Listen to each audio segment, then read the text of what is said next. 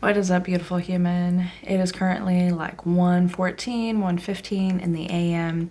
I usually go to bed around 10, 11 latest, so it's a bit past my bedtime, but I've been having insomnia these last few days and my sleep's all over.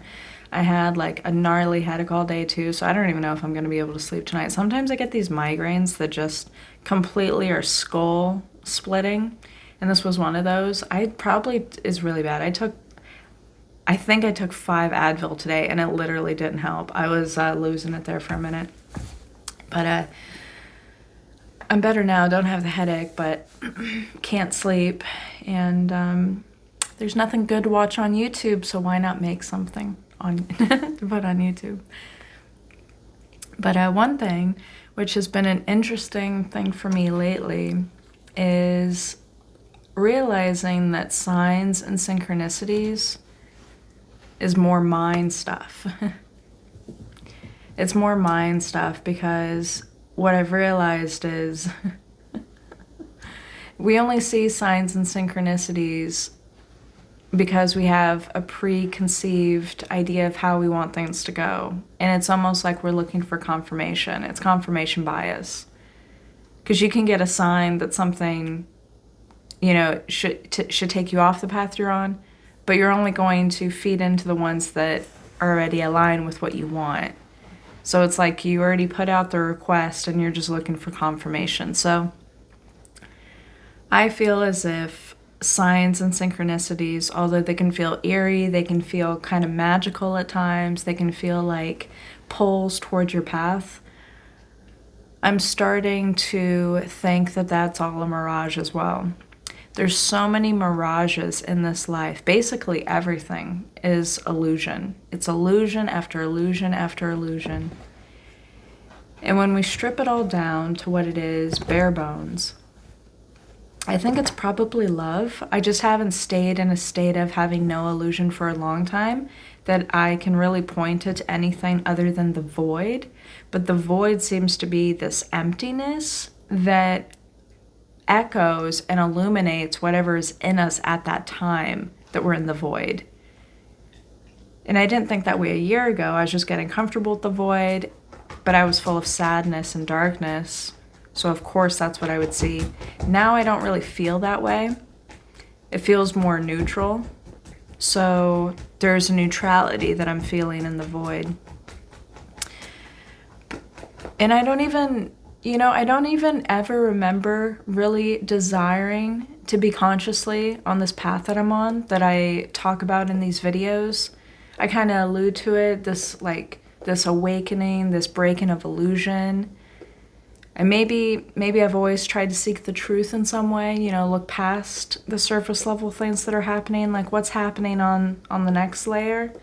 But the more you go through this, the more it all just unwinds, layer after layer after layer after layer, right? So maybe you realize all the oppressive systems in the world, the dynamics of power and control, right? How people will use it. I mean, you don't understand it in a way that you can actually do a lot of harm with it, but you understand the mechanics behind it, fear, insecurity, right? And you can see those drivers come up in dynamics with people, in organizations, and the way the world operates, and it disgusts you.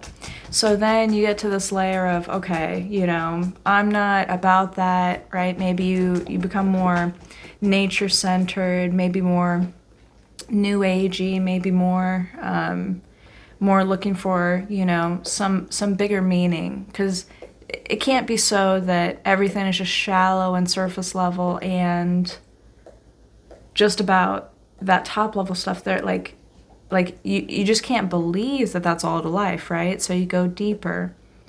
And again, I don't even know if we choose this or if it's like people say we come into this life with a soul contract, right? With a predetermined plan of what we're going to learn, all the parties we're going to encounter, right? The people that we're going to meet that are going to teach us the lessons. We're going to be here. We're going to make everything. And I like the sound of that. But I'm still at like a very early level, although there's times I feel like I'm so advanced that I can't even have friends because I see And that's a lie. That's a lie. That's just like a safety thing I got going on, which this season of life I'm just isolating, but I'm out of the whole, I can't handle people. I can. I'm way better grounded now, and I needed what life gave me, so I'm grateful in a lot of ways, right? I think it's a real gift to be forced inward to yourself, although it can be very hard and very jarring. But you have to really not resist it, right? If you're always running from yourself when you're with yourself, whether it's like smoking a lot of weed like I used to do all the time, always, always having to have something on or doing something. Or for me, it used to always be like, always working a lot and, having very limited free time, time to just meditate and chill. That was really hard for me because I didn't create a safe space within myself. I was just running all the time, so it just became so exhausting. But if you get to a place that you can create safety in the presence of you, that is going to change your life, because then you can interact with anyone and you're safe. And the craziest thing about this existence, this reality, this game that we're in, is whatever we're feeling in here really about ourselves and the environment we create for ourselves, it's recurring. It's always out there. Like for instance, one thing that I need to work on in myself is to have better integrity. And my only problem with integrity now is it's a balance between having self-discipline, reliability in myself, and also giving way for what I think and feel. For a while there, I think, especially in the last year, I gave too much way to how I felt, letting my feelings dictate everything I would do, because I had lived a life in such a way for a long time where I didn't give my feelings the space to rule me like that. I let my brain do all the talking, right? It'd always be calculating risks, right? And that would be very much at the forefront. So if it felt like, it'd be more valuable of my time to get another job, make money, versus just sitting and feeling my feelings, I'm going to make the money. That just seems more logical to me. But there's a balance to it. I'm not saying I'm going to jump in and, all I'm saying is, in life, there's all these illusions we have to break down. There's all these things we have to learn about ourselves, and it all just becomes this balancing act. Because if you're too much in your feelings, I think it's, if you're too much in your feelings, you're not going to be grounded, because feelings aren't grounding. They're like ever-changing, like the wind, like your thoughts, But if you can incorporate, at least for me, this is what I'm doing now, and I think I'm going to feel better about it when I balance things, is I can feel whatever I feel fully and still do whatever I planned on doing. I just wasn't able to do both of those things before. It felt like if I honored what I was feeling, it would overcome me and there would be no way I could do what I was doing. So I used to shut down what I was feeling to prioritize whatever it was I was doing. And then I got into a place of prioritizing whatever I was feeling versus whatever I was doing. And that can be kind of chaotic. Thankfully, the universe supported me in a very beautiful way over the last year. But it could have gone really wrong in being like that. And now I see there's a balance there. It's like a harmony within, allowing me to feel whatever I'm feeling, but then also have some grounding, have some direction, have some integrity, right? If I say and I feel that I would start feeling better mentally and emotionally if I start working out consistently, then I owe it to myself to have that discipline to start doing that regularly. I used to do it all the time. But what used to drive it before is not the same. What used to drive it before was insecurity, wanting to look a certain way, wanting to be really strong for aesthetics, for vanity, right? And I just don't have that mechanism anymore. So in my head, right, I have to incorporate a different kind of motivation, a motivation for wanting to be more emotionally grounded or to be healthy, right? These are completely different drivers than what I had before doing the same activity. And I think I'm going to encounter that a lot. I am encountering that a lot in life now. I can still be drawn to the same things that I used to be drawn to, that I used to do before this void, this dark night of the soul. I've experienced so many things over the last year that I haven't even spoken about here because it doesn't feel like I can yet. It feels like it's an unraveling that's only going to make sense looking way back, But I've been going through a lot of stuff, and a lot of crazy stuff, and a lot of illumination of my of things I can work on, of how I relate with people, and I'm very grateful. But it's been hard, It's been really hard, and it's made me grow a lot, and I'm so grateful. But it's one of those things that it is too crazy. Okay, I was just checking how much time I got on this thing. I can't even, because I contradict myself too much. Like, even when I think about it, and I know that that's a positive thing, but I want to percolate on it, right? I want to sit with it. I want to absorb it. And I also don't want it to get diluted.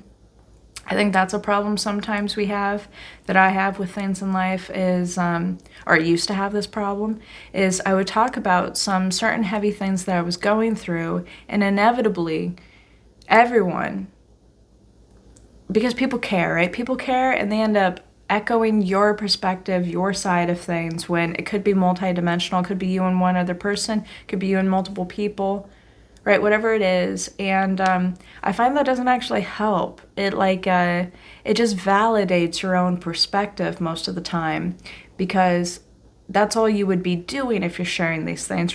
It's like, I'm not crazy, right?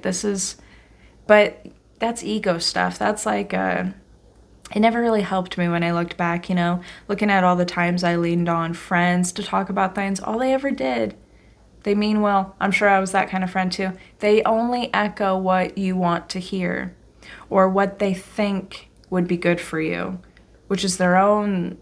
That has nothing to do with you. It really has nothing to do with you. And yeah, so I think there's a space we should keep things private, especially if we're susceptible to being swayed. And the rhythm starts to sway. Do you guys know that one? La da da, la da da. Bum bum bum bum bum bum bum bum bum bum la da da. I think it's called Sway. Yep. Sway. Yeah, so anyways, what I was saying, I might have got on a little tangent there, was, yeah, reality is just a mirror, and that's what makes this life so interesting, so confusing, so magical. Whatever things we have going on within us that we can't address, we usually find fault in it in others, like this whole integrity thing I was talking about.